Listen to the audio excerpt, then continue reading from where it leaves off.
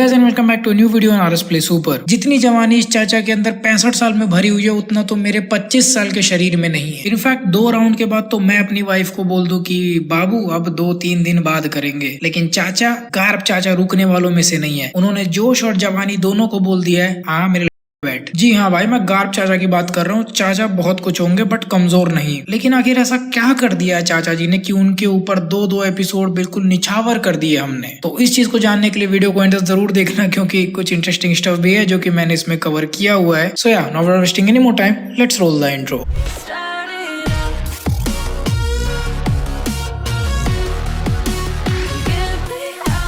तो भाई जैसा कि तुम लोग को पता है, इस समय गार्ब चाचा जी जो हैं वो हवा में कूद के ब्लैकबियर्ड के आइलैंड पे ढिशुम ढिशुम मचा रहे हैं। पिछली बार जो उन्होंने पंच मारा था उससे ब्रह्मांड फट गया था, हमें आकाश गंगा याद आ गई थी। और लास्ट में अचानक से कूजान आ गया, जो कि बहुत पहले ही हमें कंफर्म कर दिया गया था कि उसने ब्लैकबियर्ड पायरेट्स को ज्वाइन कर लिया है, बट ऑफिशियली हमें देखने को मिल गया। और ठीक उसी के बाद एक फ्लैशबैक सीन चालू होता है जहाँ पर ब्लैकबियर्ड के आइलैंड पर कूजान घुस गया था और उसने उसके पूरे क्रू को जमा दिया। और ठीक वहीं से ये वाला एपिसोड चालू होता है। देखो एपिसोड चालू होते ही हमें एक बहुत बड़ी कमजोरी दिखती है ब्लैकबियर्ड की, जो कि ऑफ कोर्स व्हाइट बियर्ड के साथ भी थी। और एक बहुत बड़ा रीजन था कि व्हाइट बियर्ड क्यों फाइट में नहीं उतर सकते थे मरीन फूड आग के दौरान। एनीवेज इस पे मैंने बहुत ही डिटेल वीडियो बनाई है, why we lost the marine food war, तो वो वीडियो को तुम लोग जाके देख सकते हो। तो भाई बात करते हैं कि आखिर ऐसी कौन सी कमजोरी है जो कि ब्लैकबियर्ड के पास है। एक्चुअली में ये कमजोरी उसकी सबसे बड़ी ताकत है, जिसके लिए उसने बहुत ज्यादा प्लानिंग की थी। जी हाँ, मैं उसके डेविल फ्रूट यानी कि दूसरे डेविल फ्रूट गुरा गुरानो मी की बात कर रहा हूँ, जो ट्रेमर फ्रूट है, यानी कि जो रियलिटी मैनिपुलेट कर सकता है एक तरह से और अर्थक्वेक्स बना सकता है। इस फ्रूट की सबसे बड़ी कमजोरी यही है कि इसको यूज किया ही नहीं जा सकता। जी हाँ, अगर इस पॉइंट पे हम मान लेते हैं कि ब्लैकबियर्ड के फ्रूट को यूज करने से उसके क्रू मेंबर्स के जो आइस के पुतले हैं वो नहीं टूटेंगे, बस मान लेते हैं, फिर भी ब्लैकबियर्ड को यूज नहीं कर सकता, क्योंकि अगर आइलैंड डिस्ट्रॉय हो गया तो ये बंदा खुद पानी में गिर जाएगा। और इसके अलावा इसके आसपास जितने भी लोग होंगे, फिर चाहे वो उसके क्रू मेंबर्स हो या कोई भी हो, वो सब के सब पानी में डूब गया तो मर जाएंगे, या तो इस शॉकवेव से ही उनकी बॉडी फट जाएगी। अब यही चीज तुम सोचो व्हाइट बियर्ड के लिए कितना प्रॉब्लमेटिक होगा, क्योंकि व्हाइट बियर्ड तो अपने क्रू से बहुत ज्यादा प्यार करते थे यार। ब्लैक बियर्ड तो फिर भी उनको मतलब के लिए यूज करता है। इसीलिए व्हाइट बियर्ड एक बहुत बड़ी कमजोरी के साथ जी रहे थे, जो कि उनकी सबसे बड़ी ताकत भी थी। और इसीलिए इस पॉइंट पे तुम ये भी मान सकते हो कि गार्प व्हाइट बियर्ड से ज्यादा ताकतवर हो सकता है, क्योंकि गार्प ने टोटली अपने फिजिकल स्ट्रेंथ और हॉकी पे ध्यान दिया था, जबकि व्हाइट बियर्ड को फ्रूट भी मास्टर करना पड़ा था ताकि वो उसको ठीक से यूज कर पाए। तो हर चीज उतनी प्लेन ब्लैक एंड व्हाइट नहीं है जितना तुम्हें देखने को मिलता है कि स्ट्रॉन्गेस्ट डेविल फ्रूट से इंसान स्ट्रॉन्गेस्ट आदमी भी बन सकता है। ना भाई,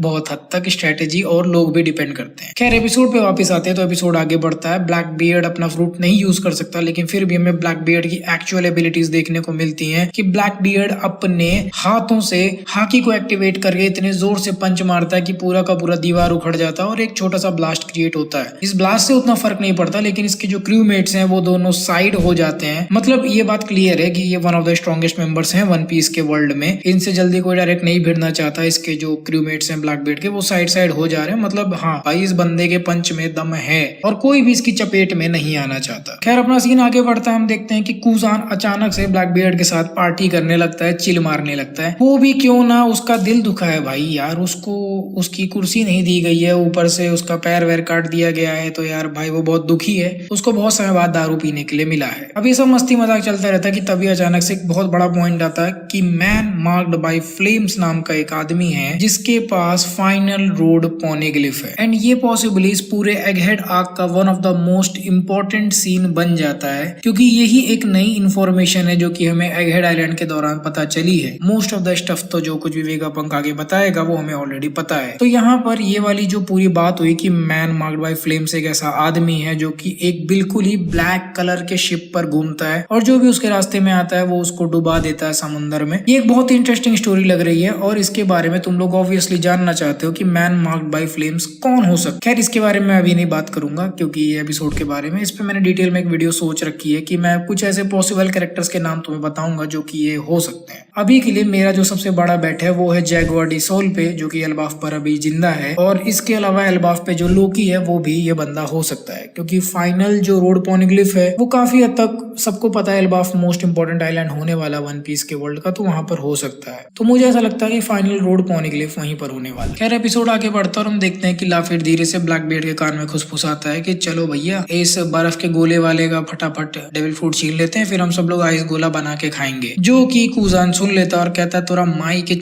तुम हमको क्या चूतिया समझे हो क्या? डायरेक्ट हम बिहार से यहाँ पे आए हैं, तुम सबकी गांड फाड़ देंगे। अब अगर इतने अच्छे बिहारी एक्सेंट में कूजान बोल सकता है तो सोचो कितना भयंकर उसने तबाही की होगी। वो पूरे के पूरे एरिया को जमा देता है। ब्लैक बियर्ड का मोस्ट ऑफ द क्रू और जितने भी पायरेट्स है सबके सब जम जाते हैं। वहां पर सबकी गांड एक एक करके फट जाती है और इस पॉइंट पर ब्लैक बियर्ड को भी रियलाइज हो जाता है कि भैया जितना मैं जीतूंगा नहीं उससे ज्यादा तो मैं खो दूंगा, बहुत सारे लोग यहाँ पर मर जाएंगे फालतू में। और वो ये बात कूजान से बोलता भी है कि देखो कूजान भैया, मुझे पता है तुम बिहार से बहुत दूर माइग्रेट होकर आए हो काम करने, दिल्ली, बॉम्बे, मुंबई, हैदराबाद, इधर उधर, तो अभी के लिए तुम बेरोजगार हो। मैं तुम्हें रोजगार देता हूँ, तुम मेरे साथ काम कर सकते हो, बदले में तुम्हें 2 बार विमल भी दे दूंगा खाने के लिए। बाय द वे अगर तुम में से कोई भी बिहार से पे देख रहा तो ऑफेंड मत हो जाना, मैं खुद भी तुम ही लोग के यहाँ का हूँ। तो ये सब सुनने के बाद कूजान कहता है कि एक चीज बताओ भाई, तुम्हारे साथ 2 बार दारू पी ली, मतलब हम तुम्हारे साथ विमल भी खा लेंगे, मतलब क्या हम तुम्हारे ऊपर ट्रस्ट कर ले क्योंकि मैं तुम्हारे साथ बैठ के 2 बार ड्रिंक पी लिया हूँ? तो जिसपे ब्लैक बियर्ड एक बहुत ही अच्छा एग्जाम्पल देता है कि देखो भाई बात ऐसी है कि जो पायरेट्स होते हैं ना वो आपस में बेस्ट फ्रेंड नहीं होते, हमारे अंदर बहुत घनिष्ठ मित्रता नहीं होती है। हम सब लोग बस इसलिए साथ में क्योंकि हमारा गोल अलाइन करता है। हम सभी लोग को जो कुछ भी चाहिए वो सब कुछ एक ही चीज में है, इसीलिए हम लोग साथ में उसको पाना चाहते हैं। और लास्ट में ब्लैक बियर्ड वही एरन और लूफी वाली बकचोदी कर देता है कि तुम तो अब फ्री हो, बताओ तुम क्या करना चाहोगे। एंड ऑब्वियसली एरन की बात सुनने के बाद आज तक कौन सा बंदा शांत रहा है, तो कूजान भी ब्लैक बियर्ड को ज्वाइन कर लेता है। एंड इसी के साथ एपिसोड का फर्स्ट हाफ खत्म होता है, जहाँ पर हमें स्टोरी देखने को मिलती है कि आखिर कैसे कूजान ने ब्लैक बियर्ड पायरेट्स को ज्वाइन कर लिया। अब ये सारी चीजें सुनने के बाद गार्प चीचा का दिमाग खराब हो जाता है और बोलते हैं गार्प चीचा कि भैया देखो इन बच्चों को जाने दो और तुम खुद भी नेवी के पास वापस आ जाओ, ये सब फालतू चुतियापा करने से तुम्हें कुछ भी नहीं मिलेगा। और कूजान इस पे रिप्लाई करता है कि देखो दादाजी, आपके रिटायर होने का समय आ गया है, आप जो कुछ भी बोल रहे हो वो कहने और सुनने में अच्छा लग रहा है बट प्रैक्टिकल नहीं है और ये सब कुछ मैं नहीं होने दे सकता। इसके बाद कूजान अपने डेविल फ्रूट एबिलिटीज को अवेकन करता है जिसकी वजह से आसपास का पूरा एरिया बुरी तरह से जम जाता है। कूजान बोलता है दादाजी आप बहुत मुंह फटो, लेकिन इस समय वैसे ही जी रहा हूँ जैसा मुझे जीना था। इसके बाद अपने गाप चाचा भी बोलते हैं चूतिया और अपने पावर्स को एक्टिवेट करके उसकी तरफ बढ़ने लगते हैं। लेकिन तभी अचानक से कूजान अपनी पावर्स को एक्टिवेट करता है और उनके पैरों को एक ही जगह पर जमा देता है, जो कि अपने चाचा जी के लिए बहुत बड़ी प्रॉब्लम हो सकती है बिकॉज कूजान का आइस कोई नॉर्मल आइस नहीं है। वो इस हद तक ठंडा कर देता है कि मॉलिक्यूल्स के अंदर मूवमेंट ही स्टॉप हो जाती है और इसके तुरंत बाद ही कूजान एक बहुत बड़ा सा अटैक गार्प की तरफ मारता है। बेसिकली एक बहुत बड़ा आइस का गोला फेंकता है जिसकी वजह से गार्प बुरी तरह से जम जाता है और जमने के बाद एक बड़ा सा आइस का पिलर अपने हाथ में उठा के कूजान बोलता है कि क्या तुम अपने नए शिष्य के लिए अपने पुराने वाले स्टूडेंट को मार सकते हो। और ठीक इसी पॉइंट पे वन पीस की दुनिया दोबारा से टूटने वाली है क्योंकि जब भी एनिमे के वर्ल्ड में कोई बुढ़ा हंसता है तो मैटर बहुत सीरियस होने वाला होता है। गार्प जी सीधे सीधे बोलते हैं पहली बात तो ये दादाजी बोलना बंद कर कूजान, मैं चाचा जी हूँ और इतना भी बूढ़ा नहीं हो गया हूँ कि तू मुझे दादाजी बोल। और तुम्हारे चाचा जी होने की वजह से तुमको एक चीज और हम समझाते हैं कि हमने तुमको ऐसा पढ़ाया था कि अभी के बारे में सोचो, कल क्या हुआ था उससे कोई फर्क नहीं पड़ता। और भाई इतना बोलते हैं गार्प लिटरली उसने जिस हद तक मतलब कूजान ने गार्प को जमाया था ना, मैं तो बोल रहा हूँ भाई व्हाइट बियर्ड के लिए मूव करना मुश्किल हो जाता, लेकिन गार्प ने पूरी तरह से उस स्टोन को मतलब उस पूरे आइस के पत्थर को इस तरह से तोड़ा है कि देख के मेरी बुद्धि घूम गई। बुरी तरह से हाक रिलीज हो रहा है और अगल बगल के पायरेट्स की भी गांड फट गई है। और ये चीज देखते ही कूजान तुरंत वो आइस का पिलर गार्प की तरफ फेंकता है, लेकिन अपने चाचा जी भी बहुत जवान है, उस चीज को डॉज करते ही सारे आइस के पत्थरों को इतने जोर से पंच मारते हैं। और इसी के साथ तुम नोटिस करो ये सारे के सारे एडवांस बुशुशुकु वाले अटैक्स हैं, मतलब ये आइस के साथ एब्जॉर्ब होके जाके कूजान को लड़ रहे हैं, ना कि डायरेक्ट आइस को फोड़ रहे हैं। मतलब मुझे बोलना तो नहीं चाहिए बट चाचा जी के हाकी को आप अंडर एस्टिमेट नहीं कर सकते। और लूफी सिर्फ ट्रेनिंग ही नहीं, मुझे लगता है उसके जीन्स भी बहुत स्ट्रॉन्ग है, इसी वजह से वो वानो में रियू टाइप की हाकी को सीख पाया। और गार्प चाचा ने जोर से वो पत्थर वापस फेंके हैं कि आइस के पत्थर होने के बाद भी, और कूजान का टोटल मैनिपुलेशन आइस के होने के बाद भी उसको डॉज करना पड़ रहा है। खैर इसके बाद कूजान लगातार आइस के अटैक्स चाचा जी के ऊपर करने लगता है और इनफैक्ट चाचा जी के हाथ में एक लग भी जाता है, लेकिन वो एक्चुअली में सिर्फ ब्लॉक करने के लिए था, क्योंकि अगले ही पल वो उसको पूरी तरह से तोड़ देते हैं उस आइस को। अब तुम लोग सोच रहे होगे कि हाँ भाई गार्प चाचा जी ताकतवर तो हैं ही, हमें तो शुरू से पता है कि वो बहुत ताकतवर है, तो आइस तो तोड़ ही सकते हैं। लेकिन मैं तुम्हें याद दिला देता हूँ कि देखो भाई ये उस आइस की बात हो रही है जिसके ऊपर पूरा मरीन फोर्ड वॉर हुआ था। ये वो आइस है जो कि काफी हद तक व्हाइट बियर्ड के अटैक्स तक को झेल चुका है, और ये वही आइस है जिसपे एक पूरा जायंट मूव करना बंद कर दिया था। और अगर इस लेवल की आइस को पॉइंट ब्लैंक सेकंड में अगर गार्प चीचा तोड़ सकते हैं तो भैया ये कोई छोटी मोटी बात नहीं है। वन पीस के वर्ल्ड में शायद ही कोई ऐसा होगा जो कि ये काम कर सकता है। और इसके बाद चीचा जी जो दौड़ते हैं भाई, ये रन अप देख के मैं भाई बस यही बोल रहा हूँ बहन चोद। मतलब ये पूरा सीन इस उम्र में अगर गार्प चाचा ऐसे थे तो अपने प्राइम में कैसे होंगे बे। मैं सच बोल रहा हूँ, कुछ भी दे दूंगा टोई एनिमेशन को अगर मुझे गॉड वैली के ऊपर एक मूवी या फिर एक स्पेशल एपिसोड देखने को मिल जाए। कोई छोटा मोटा चीज नहीं है, गार्प को अंडर एस्टिमेट करने की कोशिश मत करना। इसके और रॉक्स के बीच की फाइट जो है ना वो कोई छोटी मोटी फाइट नहीं होगी भाई। मतलब देखो तो यार ये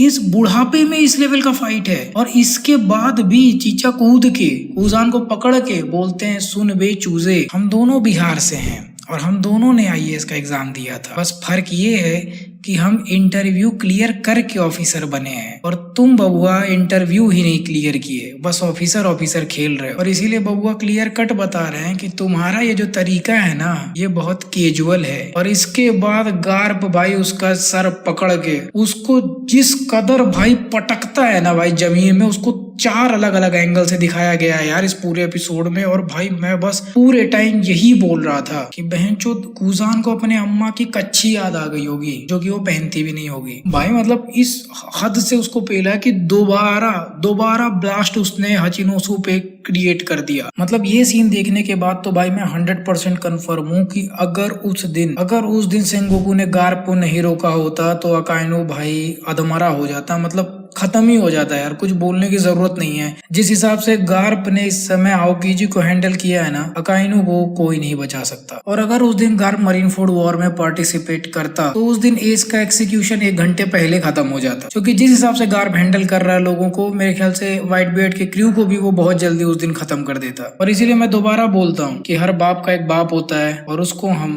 दादाजी कहते हैं। खैर एपिसोड के खत्म होते होते हमें ट्रफलगर लॉ का भी सीन देखने को मिलता है, जहाँ पर हमें विनर आइलैंड का सीन दिखाया जाता है। बेसिकली यहाँ पर लॉ और ब्लैक बियर्ड पिछले कुछ टाइम से फाइट कर रहे हैं, और अब जाके हमें ये देखने को मिलता है कि ब्लैक बियर्ड ने बुरी तरह से लॉ को हरा दिया है, उसकी शिप को भी डिस्ट्रॉय कर दिया है, और किसी तरह से बेपो अपने सुलोंग फॉर्म को एक्टिवेट करके इन लोग को बचाने की कोशिश कर रहा है। और अंत में वो किसी तरह से लॉ को यहाँ से उठाकर लेके चला जाता है, जिसके साथ अब ये चीज कंफर्म हो चुका है कि 2 एम्परर्स ने मिलके 2-3 बिलियन बेरीज बाउंटी वाले लोगों को खत्म कर दिया। इसमें शैंक्स ने किड पायरेट्स को खत्म कर दिया और ब्लैक बियर्ड ने हार्ट्स पायरेट को। और अब बस देखना यही है कि आगे ट्रफलगर लॉ का फ्यूचर क्या होता है। और मैं तुम लोग को एक चीज बता देता हूँ कि जब ये सीन 1 साल पहले मांगा में चल रहा था तो बहुत सारे लोग की एंजाइटी यही थी कि कहीं अगले दिन ब्लैक बियर्ड रूम ना बोल दे, मतलब कि ब्लैक बियर्ड ने ट्रफलगर लॉ को मार डाला। खैर एनीवेज इस समय ट्रफलगर लॉ पूरी तरह से सेफ है, और आई होप कि वो लूफी से किसी भी तरह मिल जाए, जिसके बाद ये लोग वापस से अलायंस वगैरह बना के इनकी गांड मारना शुरू करें ब्लैक बियर्ड पायरेट्स की। बाकी तुम लोग बताओ कि तुम लोग को ये एपिसोड कैसा लगा। जिस तरह से मैंने इसको नरेट किया यहाँ पर, उसी तरह से मुझे ये पूरा एपिसोड फील भी हुआ है। देखो बात रही कूजान की, तो कूजान के बारे में मैं अगले वाले एपिसोड रिव्यू में बात करूंगा कि आखिर कूजान ने एक्चुअली में ब्लैक बियर्ड पायरेट्स को ज्वाइन किया या फिर उसका कोई अल्टीरियर मोटिव। इन सारी चीजों के बारे में अगले वाले एपिसोड में बात होगी, क्योंकि अगर अभी मैंने बात कर दी तो स्पॉयलर्स हो जाएंगे कुछ एनिमे वॉचर्स। सो या